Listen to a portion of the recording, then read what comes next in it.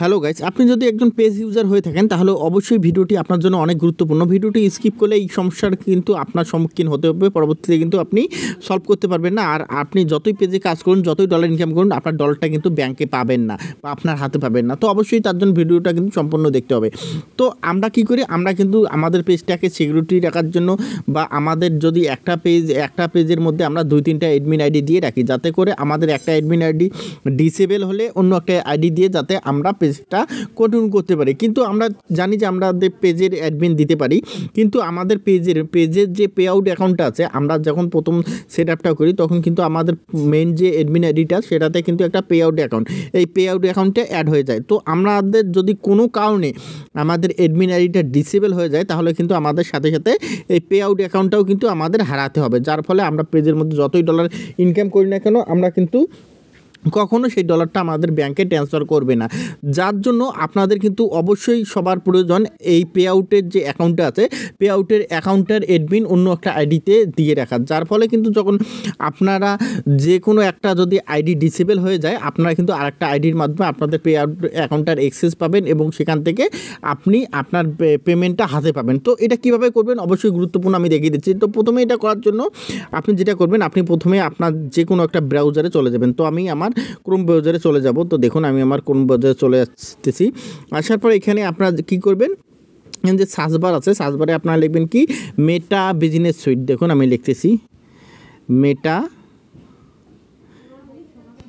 আমি লিখতেছি মেটা business suite লিখে সার্চ দিয়ে দেবেন। তো আমি মেটা বিজনেস সুইট লিখে সার্চ করে দিলাম। সার্চ করার সাথে সাথে এই যে আপনারা দেখতে পাচ্ছেন যে ওয়েবসাইটটা দেখতে পাচ্ছেন, মেটা বিজনেস সুইট যে অফিসিয়াল অ্যাপ্লিকেশনটা জাস্ট বা ওয়েবসাইটটা আছে, আপনারা এখানে ট্যাপ করবেন। তো আমি এখানে ট্যাপ করলাম, তো এগুলো দেখাবে। তো দেখুন এখানে সবগুলো দেখাচ্ছে। এখন আমরা যেটা করব, এখানে আসার পর এখানে আমরা এই যে নিচে একটা অপশন দেখতে পাচ্ছি, দেখুন যে এখানে যে অপশনটা দেখতে পাচ্ছেন, এই যে অল টুলস নামে যে অপশনটা, আপনারা অল টুলসে চলে যাবেন। তো এখান থেকে আপনারা চাইলে আপনাদের যে কোনো পেজ একটা সিলেক্ট করতে পারেন। তো এখানে দেখুন আমি যদি আপনাদের জুম কমিয়ে দেখাই, এই যে এখানে যে 3 ডট অপশনটা দেখতে পাচ্ছেন, এখানে ট্যাপ করলে আপনাদের সেই অ্যাডমিন আইডিতে যতগুলো পেজ আছে সবগুলো কিন্তু আপনাদের এখানে দেখাবে। তো আপনাদের পে আউটটা আপনারা দিতে চাইলে এই যে নিচে দেখুন যে এখানে যে অল টুলস যে অপশনটা, আপনার অল টুলস অপশনে আপনারা ট্যাপ করবেন। তো অল টুলস অপশনে আমি ট্যাপ করলাম। তো ট্যাপ করার সাথে সাথে এখন আমাদের এটা জুম একটু কমিয়ে নেওয়ার সাথে এই যে নিচে দেখতে পাচ্ছেন এই যে পে আউট যে অপশনটা, এই পে আউট অপশনে আপনারা ট্যাপ করুন। তো আমি পে আউট অপশনে ট্যাপ করলাম। তো পে আউট অপশনে ট্যাপ করার পর এখন আমরা যেটা করব, এখন আমাদের যে পে আউটটা আছে এই পে আউটের অ্যাক্সেসটা আমরা অন্য একটা আইডিতে দিব। তো এটা কিভাবে দেবো, এটা দেওয়ার জন্য জাস্ট আমরা একটু জুম কমিয়ে নেওয়ার পর এখান থেকে দেখতে পাচ্ছেন যে আমাদের এই যে সেটিং যে লোগোটা দেখাচ্ছে, জাস্ট আমি আপনাদের জুম করে একটু দেখাচ্ছি। এই যে সেটিং যে লোগোটা দেখাচ্ছে, আপনারা এই সেটিং লোগোতে একটা ট্যাপ করে দেবেন। তো আমি সেটিং লোগোতে ট্যাপ করে দিলাম।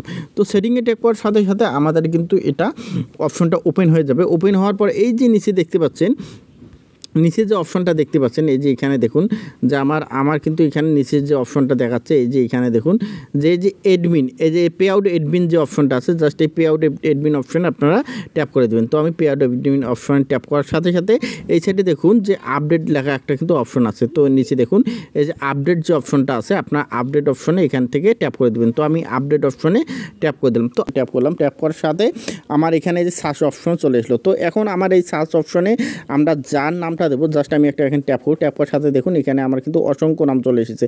আমরা যে আইডিটাতে পে আউট দিয়েছি সেই আইডিটা সিলেক্ট করার পর আমাদের যে আগের যে অ্যাডমিন আইডিটা আছে সেটার পাসওয়ার্ড দেওয়ার সাথে সাথে আমাদের কিন্তু পে আউটের অ্যাডমিনটা তার কাছে চলে যাবে। এতে করে আপনাদের যে কোনো একটা পে আউট যখন নষ্ট যদি হয় বা কোনো কারণে ডিসেবল হয়ে যায় আপনাদের কোনো একটা অ্যাডমিন আইডি, আপনারা তবুও পেমেন্ট পাবেন। তো ধন্যবাদ সবাইকে। ভিডিওটা ভালো লাগলে অবশ্যই লাইক কমেন্ট শেয়ার করে পাশে থাকবেন।